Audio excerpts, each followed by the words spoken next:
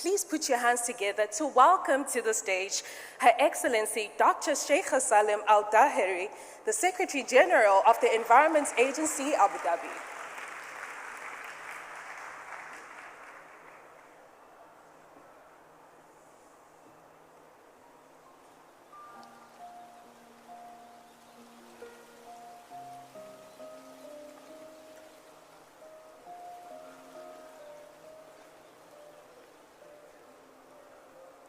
Assalamu alaikum wa rahmatullahi wa barakatuh.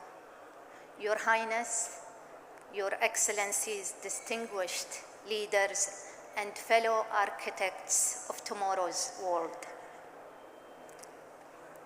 Can I ask you to raise your hand if you believe climate action requires sacrifice? Thank you. Now raise your hand if you are ready to be part of the most profitable business venture of our lifetime. Thank you so much. This is the paradox we have solved in UAE, turning our greatest environmental challenge into our greatest economic opportunity. I grew up listening to my grandmother say, "The earth is borrowed from our children." Today, I stand before you not just as a government official, but as a parent who refuses to return this borrowed planet in a worse condition than I received it. Here in UAE, we have discovered the path to net zero. It's not paved with sacrifice. It is lined up with opportunity. Our ministry's net zero pathway study revealed an extraordinary truth. Nearly 1 trillion dirham added to our GDP at a cost of just 160 billion, which is a 6-fold return on investment. In Abu Dhabi, this vision is rising from our desert as we speak. Noor Abu Dhabi, with its 3.2 million solar panels, generates enough clean power to supply 90,000 people while preventing 1 million metric tons of carbon from entering our atmosphere. But nature offers more powerful solutions. Mangrove forests capture carbon 5 times more effectively than tropical forests. 4,000 hectare restoration will absorb carbon equivalent to removing 7,600 cars from our roads annually, while protecting our coastline by reducing wave energy up to 66% during storms. And now, dive with me beneath our Azure waters, where another remarkable transformation is unfolding. In 2017, our once abundant fish stock have plummeted to just 133,000 tons, an ecosystem on the brink of collapse. But through decisive action and community collaboration, our sustainable fishing index has soared from 8% to 97%. This year, our fish stocks reached 700,000 tons, a staggering 433% increase. But we are not stopping there.